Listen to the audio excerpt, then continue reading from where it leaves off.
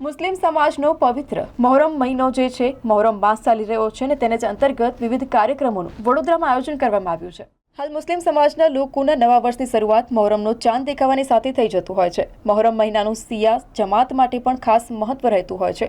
વડોદરા શહેરના નાગરવાડા 4 રસ્તા વિસ્તારમાં આવેલ સિયા અસના આસારી હુસૈની ઇમામબાડા ખાતે મોહરમ માસની ચાંદની રાતથી લઈ 12મા ચાંદ સુધી દરરોજ સૌપ્રથમ કુરાને પાકની તિલાવત, મરસિયા ખ્વાની મજલિસ અને ત્યારબાદ માતમે ઇમામ હુસૈન બાદ નિયાઝે હુસૈન કર્યા બાદ કાર્યક્રમની પૂર્ણાહુતિ કરવામાં આવે છે। ઉત્તર પ્રદેશના આઝમગઢથી મૌલાના સૈયદ મોહમ્મદી મહેંદી સાહબ કિલબા ખાસ ઉપસ્થિત રહ્યા હતા અને મજલિસમાં ઉપસ્થિત લોકોને જરૂરી માર્ગદર્શન પૂરું પાડ્યું હતું। આ મજલિસમાં અલગ અલગ જમાતના લોકો પણ ખાસ મજલિસને સાંભળવા આવતા હોય છે, તેમ સિયા સમાજના અગ્રણીએ જણાવ્યું હતું। मैं छुपा हुआ खजाना था, मैंने चाहा कि मैं पहचाना जाऊं तो उसने नूर मुस्तफा को पैदा किया। हाँ देखिए, मिलाद को होती है हमारे यहाँ रसूलुल्लाह की, मिलाद से नबी नहीं समझे जाते। हदीसों से देखो कि पैगंबर का उसका नाम है मुस्तफा। मगर बेचारा मुसलमान जिस नबी का दर्जा और लेवल ये है, बेचारा कह बैठा कितने साल पहले ही फेल कर दिया।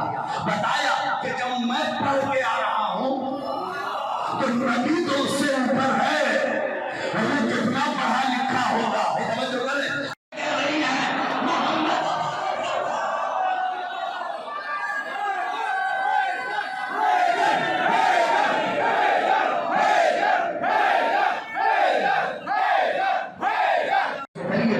यानी उस वाजिबुल वजूद जात का जो जात जरिया बन रही है तारुफ का, उसका नाम है मुस्तफा, उसका नाम है हबीब जिब्रिया, उसका नाम है मोहम्मद।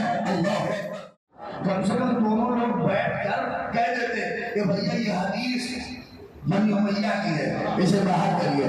अजमत मुस्तफा पे तो सब जमा हो जाते, इसमें जमा हो के आज जितने भी खुराफात हमारे नबी के लिए हो रहे हैं वो सब बनी मैया की साजिश से शिकार है।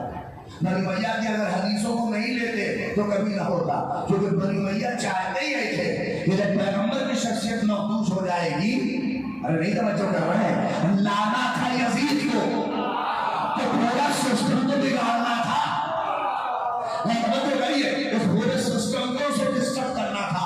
आप उस करबला के मेहमान को समझिए कि हुसैन इब्न अली ने कितना बड़ा काम किया है। सिर्फ इसीलिए तो लोग कहते हैं क्या मसला है, इमाम हुसैन जब जा रहे हैं, जाते वक्त क्या कहा, बोलिए, मैं किसके लिए निकल रहा हूँ, इस्लाह उम्मत के लिए। और उसके बाद का फिक्रा क्या है, वो असीरा बेसीरत जद्दी व अबी, और चाहता हूँ कि हम अपने जद रसूल की सीरत और अपने बाबा अली की सीरत को नाफिज कर दो। और इस सीरत को, उसका मतलब कि कुछ तो हो रहा था, बनी मैया को सारी साजिशों से इमाम हुसैन को बरूद है। મોહરમ મહિનામાં ચાંદ્રાતથી અમારે ત્યાં આયોજન કરવામાં આવે છે। ચાંદ્રાતથી ઝિયારત સુધી એટલે 12મા ચાંદ સુધી બપોરે ઝિયારત ઇમામ હુસૈન અલી ઇસ્લામની થાય છે। એમાં સૌથી પ્રથમ જે ચાંદ્રાતની મજલિસથી દરરોજ પ્રોગ્રામ સેમ જ હોય, એટલે પહેલાં કુરાનની તેલાવતે કુરાન થાય, પછી મરસિયા ખ્વાની, પછી મૌલાના મજલિસનો એમનો બયાન કરે, એના પછી માતમે ઇમામ હુસૈન અલી ઇસ્લામ, એના પછી બધા જ માટે નિયાઝે ઇમામ હુસૈનનું આયોજન કરવામાં આવે છે। ક્યાંથી લોકો આવે છે? આખા વડોદરામાંથી તો આવે જ છે, કોઈ બહારથી પણ આવતું હોય તો એ તો ખબર નથી, પણ વડોદરાના અમારા જેટલા પણ, એટલે ખાલી શિયા સમાજના નહીં, બધા જ સમાજના જે પણ જેને ઇન્ટરેસ્ટ છે ઇમામ હુસૈનનું બયાન સાંભળવાનું, એ બધા જ આવે છે। ક્યાં મૌલાના આવે છે? મૌલાના યુપી આઝમગઢથી આવેલા છે। દર વર્ષે અમે લોકો જે અમને અમારી વાત થાય જેનાથી ને જો સારો ખતીબ અમે પણ એ સાંભળીને અમે અહીંયા અમારી જમાત માટે લાવવા માટે પ્રયત્ન કરી રહ્યા છીએ।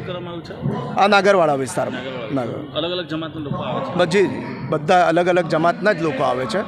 ને શિયા સમુદાય તો છે જ, શિયા ઇસ્ના શ્રી હુસૈની ઇમામબાડામાં બધા જ પહેલાંથી બધા જ જમાતના આવે છે, એટલે બોરી જમાત, સુન્ની જમાત, એ બધા આ છેલ્લા આ તો ઇમામવાળો તો તમે જુઓ તો છેલ્લા 150 વર્ષથી છે. હકીમ સાહેબનું નામ બધાએ સાંભળ્યું છે, વડોદરાવાસીઓ જેટલા છે જે સયાજીરાવ ના હકીમ હતા, એમણે જ આ ડોનેટ કરેલી જગા છે, વકફ કરેલી જગા છે. તો આની તો આખી એક હિસ્ટ્રી છે. પણ છેલ્લા આ 70 વર્ષથી તો નોન સ્ટોપ આવી રીતે આયોજન ચાલતું જ રહે છે. કયા ચાંદ સુધી આ પ્રકારની મજલિસને ભરાય છે? આ 2 મહિના 8 દિવસ સુધી ઇમામ હુસૈનનું ગમ મનાવવામાં આવે છે. 2 મહિના 8 દિવસ એટલે મોહરમનો મહિનો, સફરનો મહિનો, પછી રબીઉલ અવ્વલમાં 9મી તારીખે આ ગમનો લાસ્ટ દિવસ અમે લોકો મનાવીએ છીએ અને ખુશી મનાવીએ છીએ કે એ દિવસે ઇમામ ઝૈનુલ આબિદીન અલૈહિ ઇસ્લામે એમના ચહેરા મુબારક ઉપર મુસ્કરાહટ આવી હતી, એટલે એ દિવસે અમે લોકો બંધ કરે છે.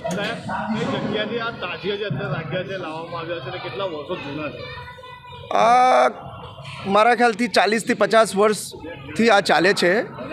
અહીંયા નાગરવાડા વિસ્તારમાં જ બનાવવામાં આવે છે. એક ફેમિલી છે અહીંયા ઇમામવાડાની પાછળ જ સરવણ ટેકરા ઉપર, એ લોકો નવરંગ મહેલામાં એ લોકો બનાવે છે ને એ લઈને આવે છે. સમાજના લોકો આ અમુક મહિનાઓ છે, મોહરમનો મહિનો છે, તો કાળા કપડાં કેમ ધારણ કરી રહ્યા છે? હા, એનું કારણ તો બધા જ જાણે છે કે જ્યારે પણ ગમ કોઈની ઉપર જુલ્મ થયો હોય ને દુઃખ જાહેર કરવું હોય તો મતલબ વર્લ્ડના બધા જ સમુદાયે એક બ્લેક કપડાથી જ એમનો એ કર્યું છે. તો કાળા કપડાં એટલા માટે પહેરવામાં આવે છે કે લોકોને આઈડેન્ટિફાઈ પણ થાય કે ભાઈ શું થયું હતું. એટલે ઇમામ હુસૈનનો જે ગમ છે, ખાલી અમે લોકો આ નથી ઈચ્છતા કે આ મજલિસ થાય, બધા જ જાણે કે ઇમામ હુસૈન શખ્સિયત શું હતી, એમનો મેસેજ શું હતો. ઇમામ હુસૈન એટલે બીજું જ નામ ઇન્સાનિયત જ છે. તો અહીંયા ઇન્સાનિયત બયાન કરવામાં આવે છે કે ઇન્સાન કેવી રીતે સારું બનવું. આપનો પરિચય? મારું નામ મુઝફ્ફર અલી બુખારી, સૈયદ મુઝફ્ફર અલી બુખારી.